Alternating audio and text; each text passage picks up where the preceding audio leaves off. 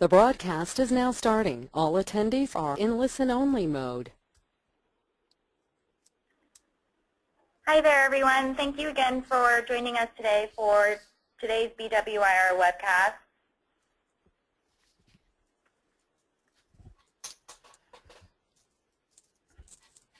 This is our part 2 Creo webcast. If you joined us yesterday, we talked about Creo schematics, and today we are going to focus on Spec Driven Piping using Creo 2.0 today. Here's a slide on how you can participate. Remember, you're in listen-only mode, so we'll read out questions in a Q&A at the end of the presentation. So make sure to save your questions for the end, and we'll make sure to get those answered for you. Today's presenters, again, my name is Beth Kessler, and I'll be moderating this webcast today. I'm the marketing coordinator for our product development solutions group at BWIR, and we also have Zachary Yazel returning again today. He is our applications engineer for our group at BWIR. Quick agenda, I'm going to briefly go through who we are at BWIR and how we help manufacturers. I know that many of you had attended yesterday's presentation, so I'll keep that very brief so we can jump right into the Spec Driven Piping demo. Here are some of the topics Zach will be covering and will be demonstrating today. Then we're going to wrap it up with some poll questions and then open the floor for a Q&A. Okay, for those of you who are new on our webcast, BWIR, we are the Global Engineering and Enterprise Consulting Division of Barry-Wehmiller. And Barry-Wehmiller is a U.S.-based manufacturing leader that has over 8,000 team members and operations worldwide. They're going on 130 years of business and approaching $2 billion in annual revenue. Barry-Wehmiller International Resources, our division, we help manufacturers solve business, engineering, and IT challenges. So anything that is going to impact your growth, your costs, and your risk across the product life cycle, that's where we come in and we can really be your partner with those types of things. Our customers, they see BWIR as their total solutions partner for engineering and enterprise. So we provide manufacturers end-to-end solutions across the product life cycle, from offering the entire PTC product suite.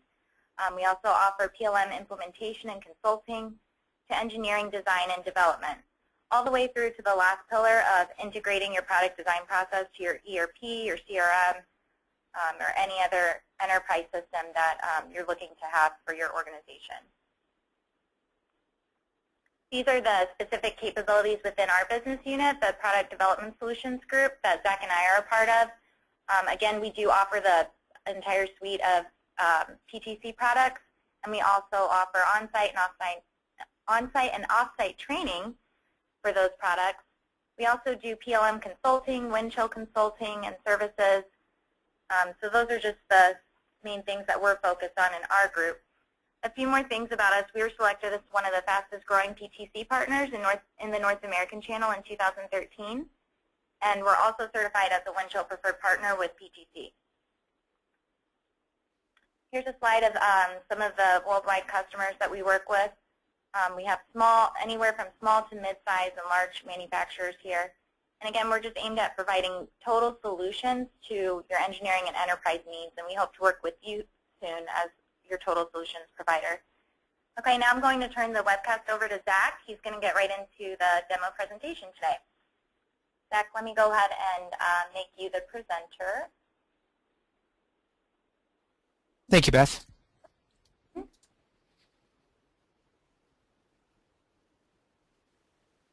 Okay. All right, thank you. All right, so hi everybody. My name's Zach.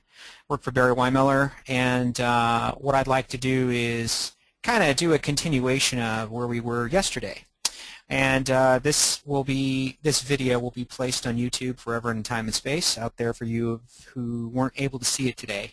So it's kind of nice of capturing the demonstration. We left off here yesterday where we were talking about the Creo schematics tool as a P&ID from a P&ID perspective, or process and instrumentation diagrams. And what we're going to do today is we're going to talk about the 3D side of the world and how we can integrate the schematic information with the 3D information. And then we're going to actually go out of your typical piping demonstration this time and go into some neat stuff like flexible piping, ducting, and some standard pipes from a spec driven for oil and gas industry, that type of thing.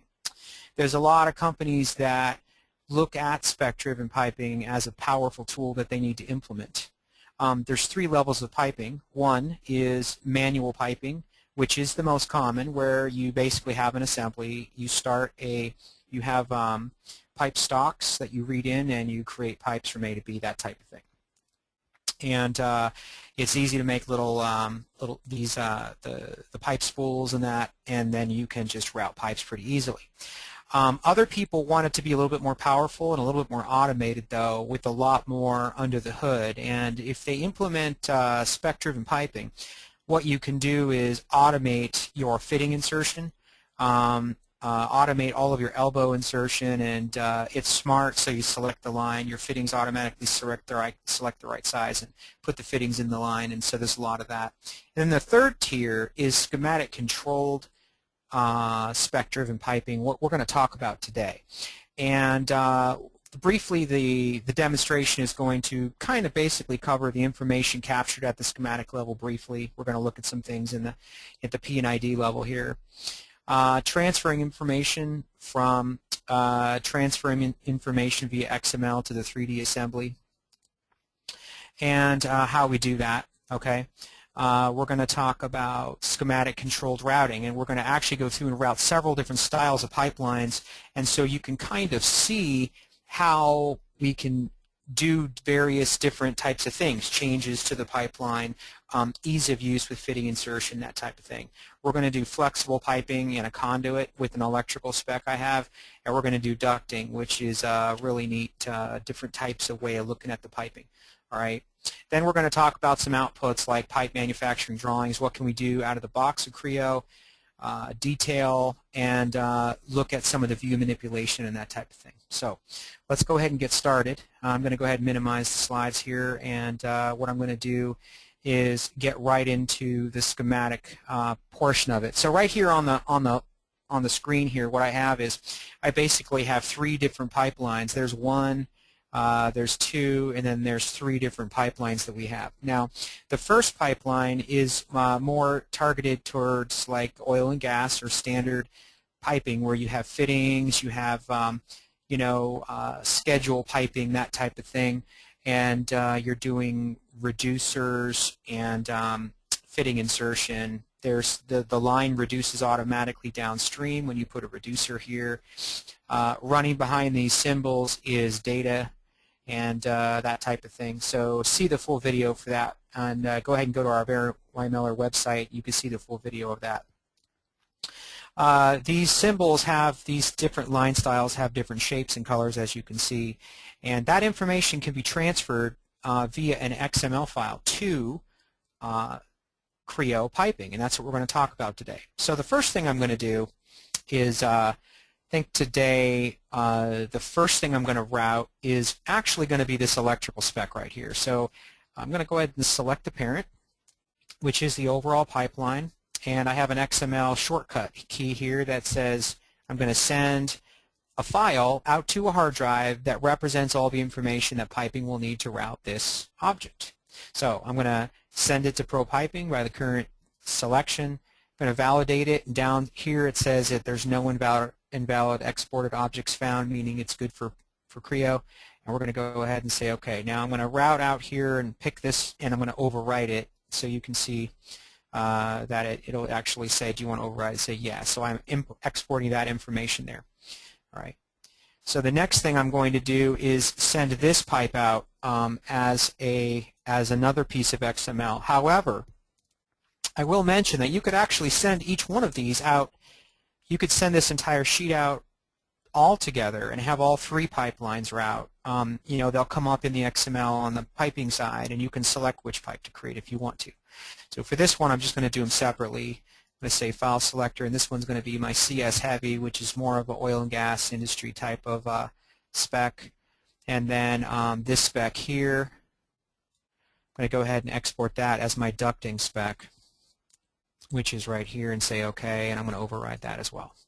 Okay, so the XML information has been transferred to the 3D piper, and it's now time to get into 3D land and go do some really cool piping. So the first thing I'm going to do is I have a simplified rep here set up. I have a kind of a combo to save some time during setup. So I'm going to go to conduit here, and it basically what it does is kind of zooms in on a view and it takes out the other stuff that I don't want to see. And I'm going to go ahead and swing this door over here so I can get to my little area here. And what I'm going to do is begin by going to simply applications piping. Now, when I'm doing piping, there's a couple of things that I have set, and I don't like demo magic, so what I'm going to go in here is show the audience a little bit about what I have set in the background. To do Spec Driven Piping, you have there is a piping design method set to Spec Driven. Now you have a couple different options. You have non-spec, which it is defaulted to. You have Spec Driven and you have User Driven. So I have it set to Spec Driven. In addition to that, I also have Schematic Driven, and I have it set to Yes. So that's a config.pro option that you can set and turn on and before you get going. So I have those options set for those people who are used to regular piping on the line and aren't used to some of the interface that comes up possibly. That's why. Okay, so the first thing I'm going to do is, well, basically create pipe. Now, the first difference that you'll notice right away is that it says if you're going to create a new pipe, go ahead and browse for the XML file. So I'm going to go ahead and browse for that file, go up, and I'm going to go to XML export, and I'm going to pick conduit as the XML export that I just sent out of Creo schematics, and it reads in. Here's the label, and it reads in the automatic size, and it's got all the information ready to go.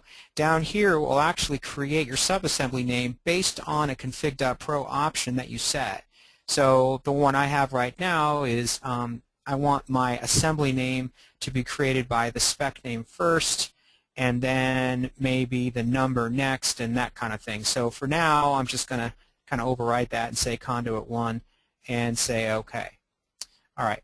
Now, first thing you need to do is when you're routing a pipe, whether you're doing spec driven or manual, is you've got to set a start point, and for that you're going to need a coordinate system. So I'm going to turn on my coordinate systems briefly and go ahead and get started here and set my start point there. All right, so what I have is a little chassis assembly with the PC board from ECAD in here, and it kind of represents basically I'm routing conduit from here and going out. So I'm going to go ahead and extend, pull that out just a little bit there, maybe do a front view to see where I'm at roughly, and just I'm not going to do anything special. You know, you can actually put in hard numbers in here if you want to. The next thing I'm going to say apply there to apply that particular offset, and then I'm going to actually change up my environment to go to oh, actually I was already flexible. Let me actually delete last and set that up first. So the first one I want coming off from this is straight, actually. My bad. I'm going to go ahead and extend that and extend that off about maybe 6 inches. All right. Say apply there, and then I'm going to set my environment to be flexible. So what this means is that when I'm taking a corner, it gives me the flexibility of pulling this down, and also, you know, you can pull it on an X, Y, and Z. You can also enter in numbers if you want, like say, you know, 3 and 3. So it's, but that area there is flexible. So you're actually changing the shape and how it's going to behave later on. So I'm going to say apply there and go back to, whoops, that's fine. I'm going to go back to environment, and I'm going to say I want that to be straight. So I'm changing my environment kind of on the fly. So you could just, you know, zip zong wherever you want to go, say apply, and go back to environment, and I'm going to set this with a free length, and I'm going to just pull it out like so, like that, say OK, and then maybe go back to straight. So you know, you can flip back and forth as you're moving along, and then the tool will kind of remember how you did those segments when you're done. Now, once you're done actually routing your conduit, there's other things you can do. Like any of the pipelines that I'm going to show you today, you can go back and you can redefine the route segment. So let's say, well, I didn't like that. That now has to be exactly 24 inches, no problem. You can double click on a line and get dimensions just like a model, change dimensions, that type of thing. So it's very easy to do. You can also see it in display thick pipe mode as you're working, even though you don't really have pipes created yet in as a 3D solid. You can display those pipes. In addition, you can, in the tree over here, you'll notice that I have it in pipeline view. If I deselect that, it looks like more standard Creo parametric, right? But I like it in pipeline view because it's telling me the spec I'm routing under, and it tells me the pipeline I'm on, and which one is active, etc. All right, so once we have this done, we have it routed from kind of where we want it to route. We can always add more, of course, to that and reroute and make some modifications. With Spec Driven Piping, you can basically go ahead and right-click right in that tree and go to Solid and create. You can create your pipe solid. So that's actually a solid conduit model right there. And once it's a model, you can then detail it and do other things that we're going to show you in a little bit. So what else can I do with this automation? Well, I'm going to go ahead and insert fitting. So this is standard basic fitting insertion with Spec Driven Piping. So what I'm going to do is I'm going to pick General. I'm going to pick right there. And you can go to Placement. You can actually start to kind of preview what some of the different selections are that you want to put in there. So in this case, I can toggle down this little thing here. It gives me a preview of maybe the different types of items that I want to put in there, right? So I can, you can select various different types of flanges and all kinds of stuff that may be available. Now, right out of the box, though, you see where it says it's XML. So it's overriding what I want to do, and it's saying, look, you need to place this box on the end of this line because that's what the XML is actually telling you to do. So you could say, okay, and I can then do 180 if I want. I can flip it around. You can flip it this way, flip it that way. And so what I'm doing right now is I'm inserting what has come over from the electrical from this spec right here. And so it's taking the information, it's allowing me to, it's sending it, it's seeing it, and I'm able to place it on the end of the line like so. So I say apply. Right? Now, once that's done, I can then stay right here with my little palette that's open, and it is true, some of these palettes are custom that I've created, but most of these are just out of the box. I'm going to pick that pipe right there, and if I go to General, there's all kinds of different things that I could possibly put on this line, that I can do. So you could see the different boxes. I can maybe go to the end types like this, where I have these nuts and things for liquid tight conduit stuff. So I might go to Placement and say, yep, that's pretty good, but I'm going to flip that and then put it on the end, and you can see how it fits in there like so. And I'm going to go ahead and say OK. All right. So not only does it have schematic information that comes over that's controlled, but it also has other things that you can put in line, such as bracketing and hangers that will support this structure as you're working. And it doesn't really break up your model. It doesn't break up the pipeline. It's a spec called no break. And what I can do is I'm going to go ahead and insert. I'm going to pick that line right there. And I'm going to go down to this little no break spec I have here. And if you look at some of the different options that we have something like that where I could flip it. So you've got these types of things. You've got I've got maybe clamps. Whoops. Let me pull this out just a little bit more. And so you can see the preview. We've got these types of clamping, so you don't have to go to Placement to get a preview of it. You can just kind of stay right here and see all the different types of hangers I have and those types of things. So we have different options that from a library that you can create that are in here. So I'm going to say from the center, and I say I want to be by ratio along that segment right there, maybe 0.5, and so it keeps it on a ratio. I can also just keep on going down the line like so if I want. I can then say 90 degrees, rotate it, say apply, and stay right in this mode and just work my way down as I am. So you see how fast I'm throwing in fittings. And these are inline, no break, so they don't break the line. See that? If I hover over it, it doesn't break the line at all. I might put one more here, and on that one, I want that one to be about 0.5. Is a ratio, a specific length. Yeah, so that's ratio, and I could, clock at 180, whatever, and say apply and OK. All right, now, so that's great, and that's actually very, very slick, very easy. And these parts here are flexible. A note, you cannot put fittings into flexible segments of the pipe. So if those are set to flexible, then you would not do that. Now, I could have also actually inserted a square electrical box there as well for these elbows. There's just a whole bunch of stuff that we can do. So what I want to demonstrate next is change control. So what if the original designer makes a change at the schematic level? How is that going to affect me? Well, let's go back and do that and see if we can break it. So I'm going to go ahead and take that box, and I'm actually going to swap it for one of its co-shapes that are in the catalog, which is a different type of a setup. It only has one port, one inlet.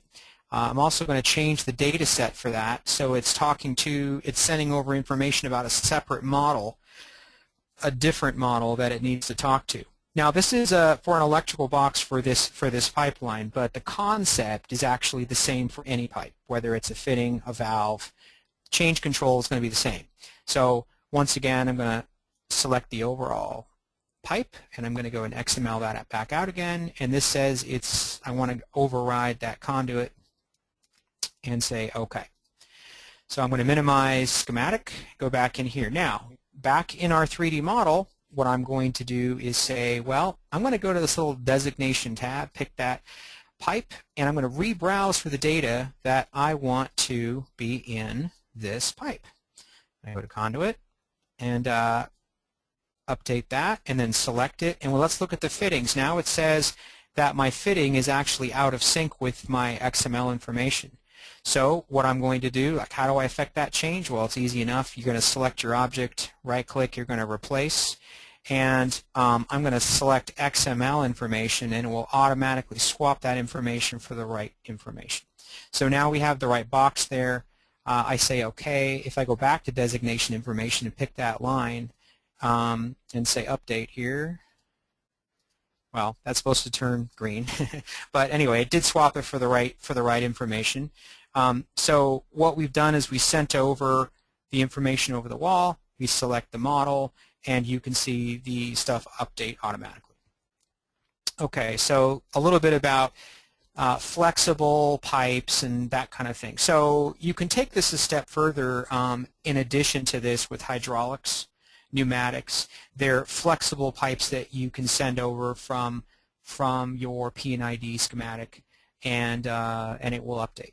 Okay, so that is one type of pipe. So let's go ahead and try some other standard types of piping. So I'm going to go into back to my model here, go to View Manager, and I'm going to do one called CS Heavy. All right, and I'm going to select that. I'm going to rep that out real quick so we don't see that. Go to the model and go to Applications, get out of piping real quick, and just say that. Let me rep that out.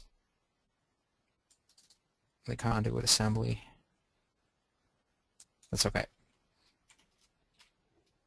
All right. Well, anyway, let's go ahead and move forward with the piping part. So here I am back at my pipe assembly, and the next thing that I'm going to route is kind of more of your standard, what I would call standard piping for oil and gas or for aerospace, defense, or that type of thing. Whether that's square waveguide on a spacecraft that goes into space or it's an oil and gas stuff, the concepts are kind of still the same. All right, so I'm going to say create pipeline. I'm going to browse for yet another set, which is right here. And again, I could have put this all in one file and just selected what pipe to route. It would come up with a list if I wanted to. I'm going to say CS Heavy and go ahead. I'm going to actually say OK there and set start. Turn on my coordinate systems once again, and I'm going to go ahead and begin by setting that as my start point. Now, extending out on a distance or whatever you like, and then I can say apply. Now, the next part I'm going to do is I'm going to route based on some references that I want to tie into my design.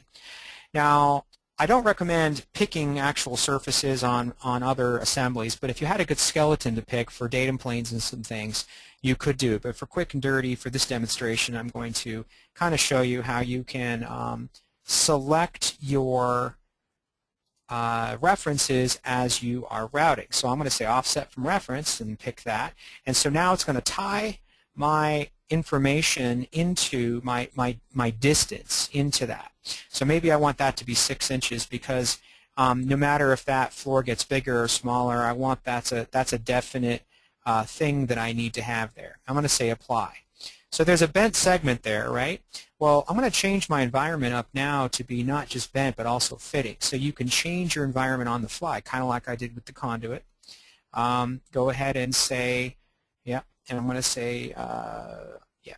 So, all right, so now we're going to extend. And I'm going to extend on the Y. Now what I'm going to do is I'm going to pick a new reference to extend to, and for this time I'm going to actually pick my destination, which is way out here. So I say, well, I want to go on the Y, and I want that to be possibly, you know, you can go maybe 0 if you wanted to, or you could go, you know, pull it out and go further past it. Like I'm going to come past this and go ahead and say apply. Then I'm going to plot on the X, and again, you see how it's jumping to the 0. It actually sees it. I say OK, and this time finally I'm going to go on the Y to go up, and then I'm just going to say OK, and then finally do a to point port right here to terminate the line. Okay. Now let's say I've got the line pretty well done. That's good. Now I haven't put in my information about the XML yet. Okay, so I mean I haven't inserted my fittings from the XML yet. But what I'm going to do is demonstrate how easy it is to also, once you route your pipe, to put a jog in here and do a change. So I can actually insert a breakpoint right there and say OK. Then what I can do is I can actually you can move segments, right? So you can do you could say move pipe segment, select that segment, and then there's a transformation area that you can actually move. You can move it out, move it in, you can move it down, that kind of thing. And you know, I can put a jog in there if I need to, or a jog up. In this case, I'll do a jog out. And then you can also, if you want to, you can do a rotate as well. So I could say rotate and rotate that about, you know, wherever. So it can do some, you can do some really neat stuff as far as you know, moving things in, rotating them up, and you can do them all kind of in one move if you wanted to. All right. So I'm going to say OK there. And so you see how easy it was to put a jog in a solid pipeline. That's pretty good. All right. So now let's go ahead and begin inserting information from the schematic itself. So it's going to guide me as I insert. So as I begin to insert my stuff here, the first thing it's going to do is pull up my reducer, and it will actually reduce that line downstream as I am working. So I'm going to put it in as a ratio on that line, about 0.5, and say apply. All right. Now that that's in there, the next thing I go for, if I put another information right here, pick, it'll automatically put in my next object that was in my schematic information. Now I'm going to turn off my coordinate systems, and I want you guys to see this. When I say apply, it does automatic flange gasket insertion with that fitting as I put it in. So it actually puts that on the line for me. All right. Now, what I'm going to do is I'm actually going to put a branch in here, and I'm going to put a new set start right here. Whoops, sorry. Set start right about there. All right. And then I'm going to extend it up on the Y, like so, and say OK. So I can then insert fittings right here, and depending on what it's going to pull in, it basically pulls in my T that was in my schematic. Now you don't have to send T's and things from the schematic, but in this particular case I chose to because I like the automation of some of the fittings that I have in there. Let's say apply, and I just pick the line. The next thing it's going to do is do an end cap on the end for me. Say apply, great. All right. Next up, as part of the things I want to show you is now that the designation information is done. Let me just make sure there's nothing else left here. If there's any more XML information. Yeah, there was one more. Sorry. I'm going to put that in 0.5.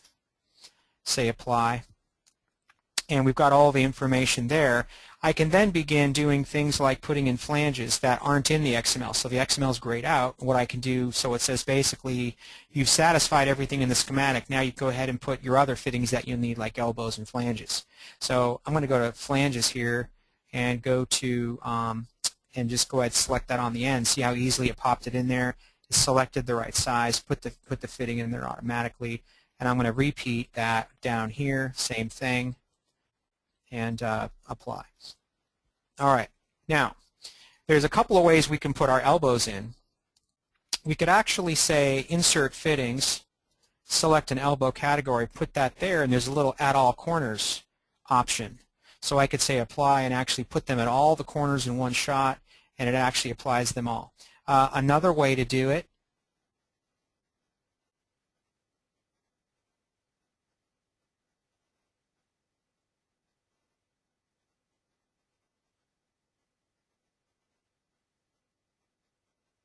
you can right-click and insert that right out of the tree if you wanted to as well. So there's two ways to do it. So right-click capabilities in the tree, inserting from here. It's all very smooth and easy. All right. So what I'm going to do next is show you that we can literally right-click out of the tree, saw line create, and you can create your pipeline models. Now the pipeline actual models that are created are controlled, the model names are controlled by a config.pro that you could set up. Usually what I do is I do the assembly name first to make it unique, especially if these pipes are going into wind chill or whatever. They're separate .prts. Let's pop open one of these parts. Let me go to PipeOp and show you what actually is created inside of this part parameter-wise for those of you who are interested. If I go to Tools and go to Parameters, you'll notice that we have a list of the stuff that was in the spec and all that. You know, we have the OD, the wall thickness, we have the bend table, schedule, size, length, what's the cut length. This is all information that we can report on in the repeat region that's coming up in the next step that we'll talk about in just a minute. So I'm going to close this. Yep, and close that. And I'm going to go and click Save here. All right. Now another thing we can do with this, if you want to have insulation, you can right-click and also do insulation. You can automatically create your insulation on the line. If we go into right here and turn on my designators, you'll notice that all my designators on the line are matching for the designations that are actually here in the diagram. So we can actually automatically set up these reference designators to behave in the schematic any way you want, so when it travels over to 3D it looks just like you're seeing here. Right. So what I could also do is go back to here. Let's just get that active real quick. And then I could do a designate. I can look at the line and say, are all the fittings accounted for? And they say, yeah, they are. And you could see them highlight in the model. So you're keeping in sync with the schematic. It's a semi-manual process or automatic process, but it is definitely linked to the schematic. Okay. So I'm going to actually do that. So one more thing that I would like to do for the demonstration is do ducting, which is a lot of fun to do. And so I'm going to go back to, let me see, get out of applications, and I'm going to go into standard. I'm going to turn on my other vessel here. Okay. Turn that in. I want to go to my, just make sure I'm in my, yep. And I want to go to my view manager and turn on my ducting. Okay. So what I have here is, let me go ahead and turn off my reference designators. Yep. Turn off my designators, and then I'm going to go in and go back into piping and go ahead and create the last pipe that I have for the demonstration here. I'm going to create a pipe, and this time it's going to be kind of a little bit different. Most people see standard pipe demos, and I thought it would be kind of neat to actually do some ducting in here. Because, you know, this tool does HVAC, does all kinds of stuff, and I think it's underestimated how well it does the ducting and that type of work. So what I'm going to do is, again, set a start point right here. Say OK. We're going to extend it. It's the same typical type of routing process. It's just that there's a lot more that, there's different ways of looking at the products that you're designing with this. Let's see. All right. I'm just going to kind of freewheel it here a little bit.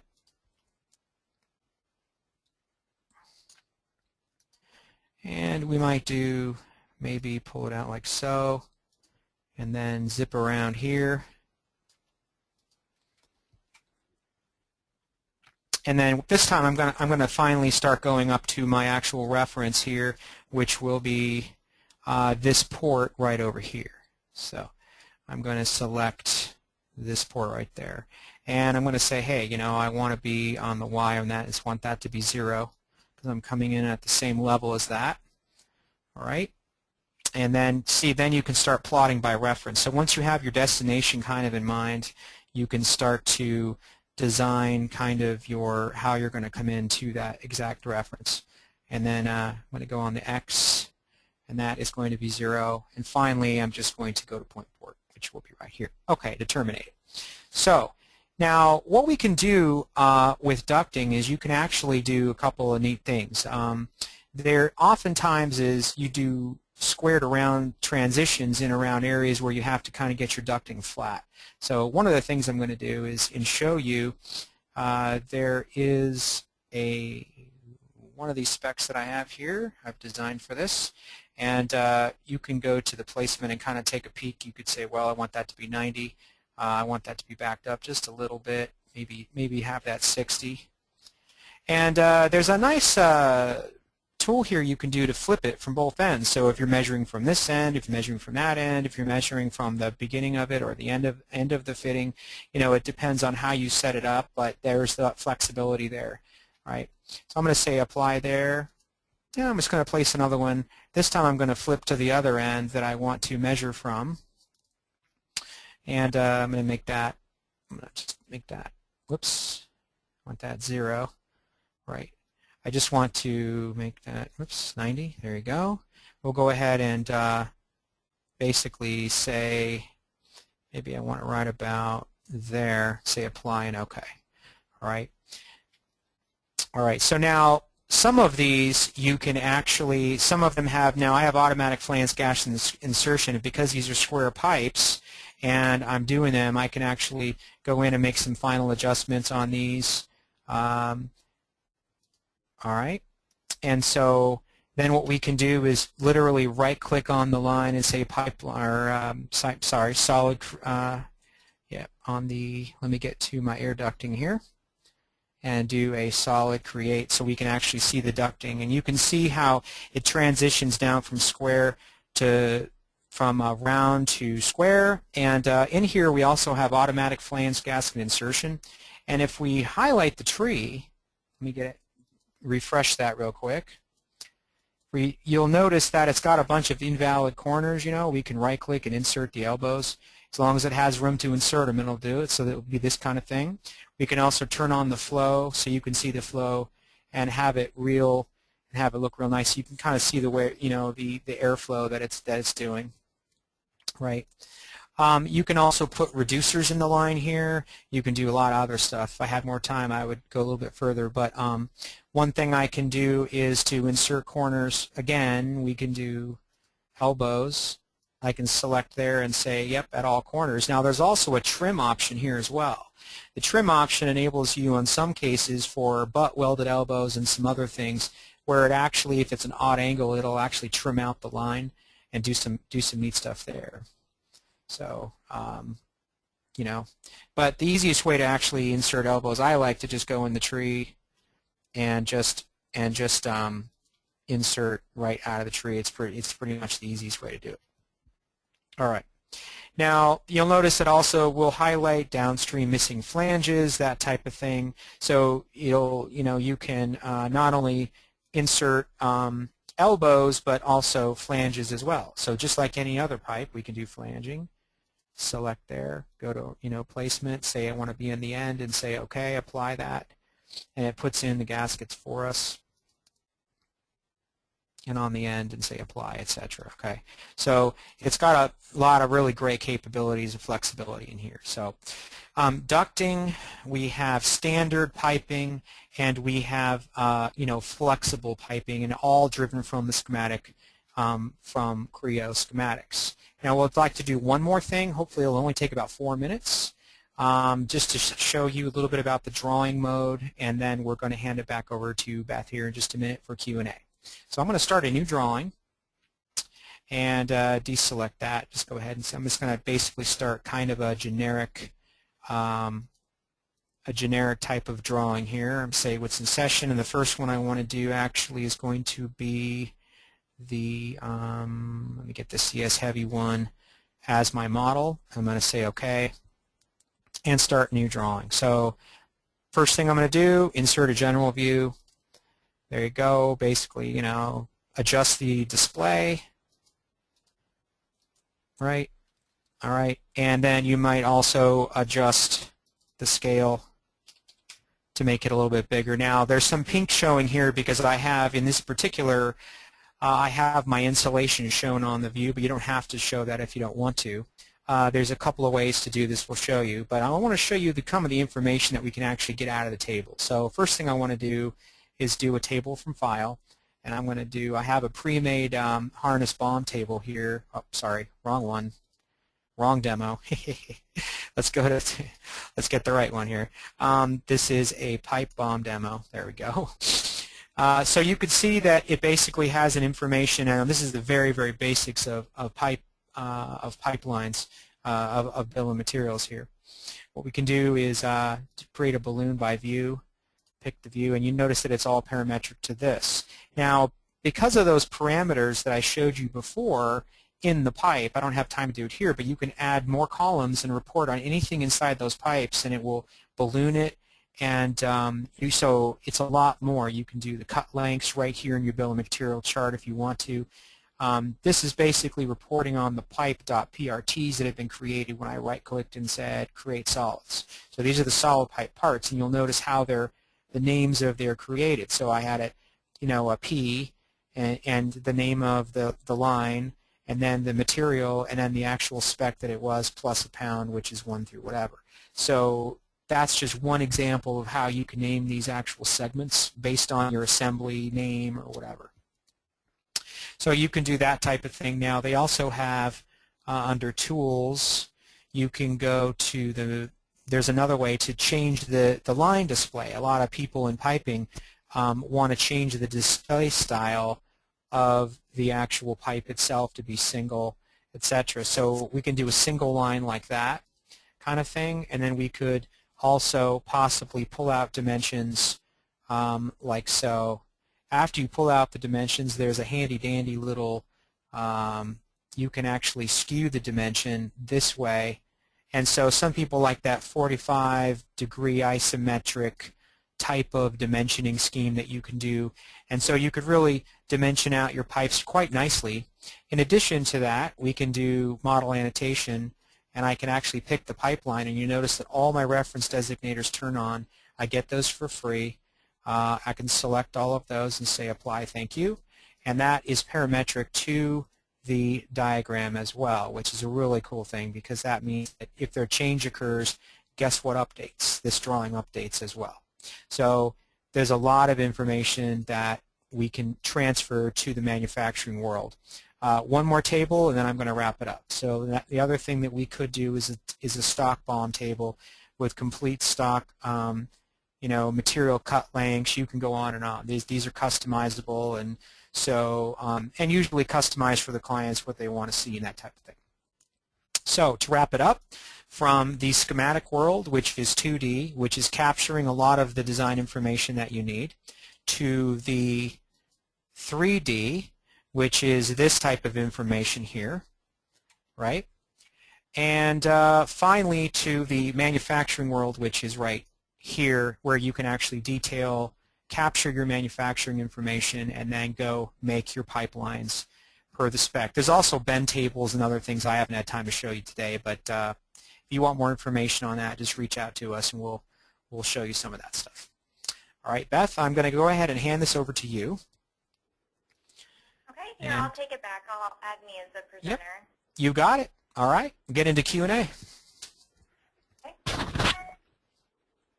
All right, thanks, Zach.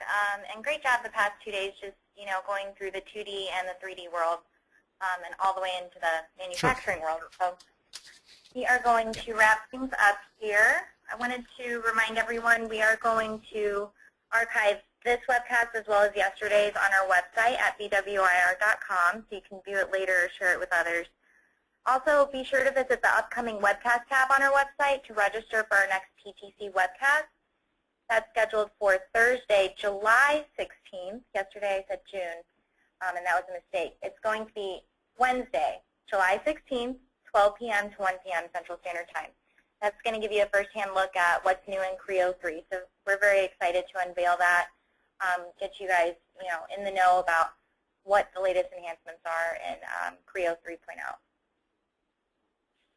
And again, if you want to receive an email alert whenever Creo 3 is going to be available for download, you can just sign up on our website, and we'll make sure to send out an email alert.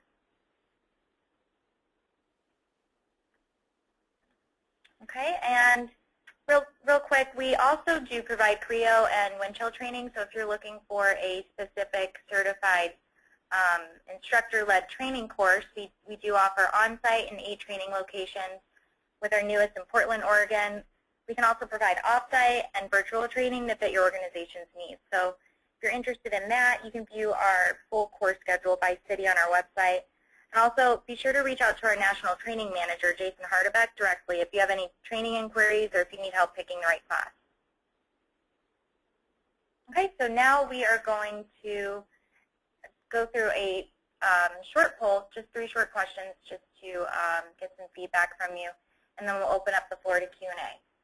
Right now, I will launch the poll question. Okay. First one today is, do you currently use Creo 3D piping? Okay, most said yes. So the next one. Would it be of value to have schematic driven piping at your company?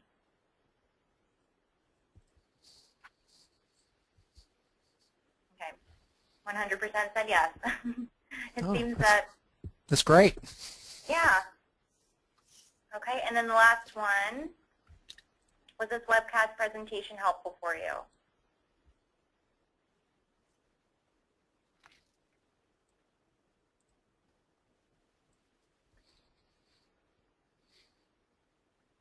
Okay. Okay, great. All right, I'm going to close out the poll, and now we're going to open it up to questions and answers. We have some that has come through. Zach, can Creo piping be used to create flexible hydraulic pneumatic hoses with crimped on ends? Absolutely it can. Basically what you're going to do is going to be a variation of what I just did with the conduit. What we do is we create an easy one called a spec called flexible. And the flexibility option talks to the software and basically says when this thing moves around, kind of move with it, and it's a flexible. You can route, I'll give you some examples with complex pneumatics or hydraulics. You can route them through points on a skeleton. The inserted fittings are like nipples or crimped on end VCR gaskets with small copper tubing, that type of stuff. And it absolutely can. It just needs to be that one segment at both ends of that hose need to be routed using the straight option, so you can insert fittings in there and straight. But yeah, it's absolutely right off the schematics. We can send it and route it and flexible. Okay.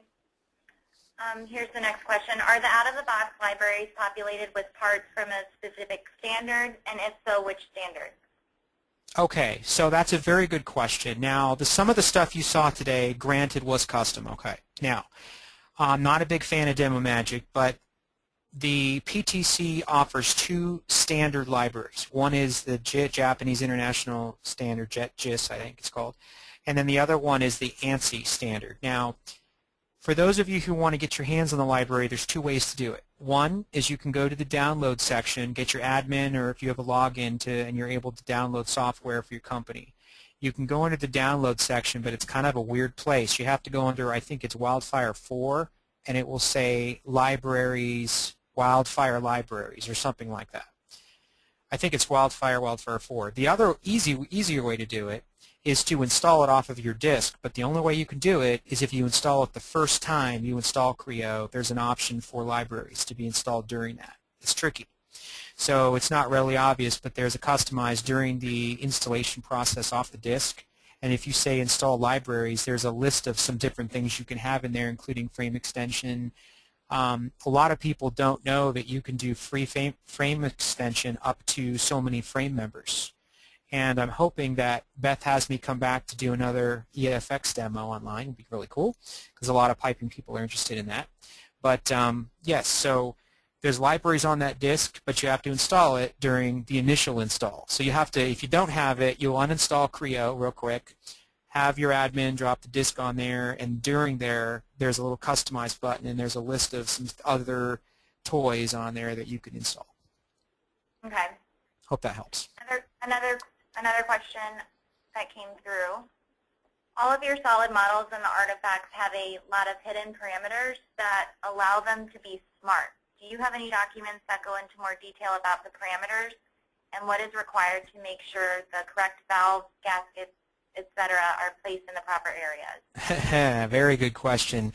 Some of that does come with time on the job. I have been doing setups for this for about 12, 13 years. However, it is in the help files, but a good place to kind of dig around. Now, that question, I think I would need more time with whoever asked that to answer that at a deeper level. But what they're talking about that is during the question is, so if we go to properties on whether they are valving or reducers and that type of stuff, I think the question is in relation to what's the magic that needs to go in here so it talks to Spec Driven right, if I interpret that question correctly. I don't know. But that is, it's all in the help files with different categories and things like that. The broader question, though, is actually setting up Spec Driven Piping itself, because really schematics is set up on the back end. It is actually set up on the front end after you set up Spec Driven typically. In my Data Table Explorer, I have a list of specs, right? Well, where those specs come from? They came from my Spec Driven Piping setup side. I have a list of my specs, and I have all the same stuff that I did. So really, it's Creo setup first, Creo Schematic setup second. I mean, Creo Parametric first, or Creo Piping, whatever you want to call it. It's Pro Piping, but whatever. And then this is tacked on the front end. But have that person reach out to me directly, and I can definitely go into more depth in that. Yeah, I'll pass along his question to you, and you guys can go from there. Okay, I think we have time for one more. Piping, cabling, wiring, ducting, is this all included in one package, or are there other add-ons needed for a complete solution? That's great question. So as I understand it, and you'll have to get this official answer from your local PTC sales rep or your local VAR rep, either way, PCX, piping, cabling, extension, I believe, comes when you buy the extension. It comes with what's called Creo Schematics Lite. Lite can still drive XML to everything you saw today. Okay, that works fine. There's some limitations on the schematic side until you go to full schematics, which is another X amount, to get stuff with the central catalog, more than 12 sheets in one design, and there's a list of some limitations. You can't import some AutoCAD or something. I don't know. There's a list of them that I need to come up with. I have it. But yes, so it comes with that extension now. Can you buy them separately? I don't know. And I think those questions are probably better answered as for what the option is to the salespeople, because they know all the line items and those options. Okay, great. Well, everyone, if you do have any additional questions, feel free to reach out to Zachary. You can reach out to him directly. His information's on the screen. If you need to find your local account rep, you can also reach out to Jason Hardebeck or myself, too. I'm the one who sends out the webcast invite, so I'd be happy to help you too. And make sure to join us for our next webcast next month, and we look forward to seeing you again. Thanks for joining us today. Thanks, everybody. See you later.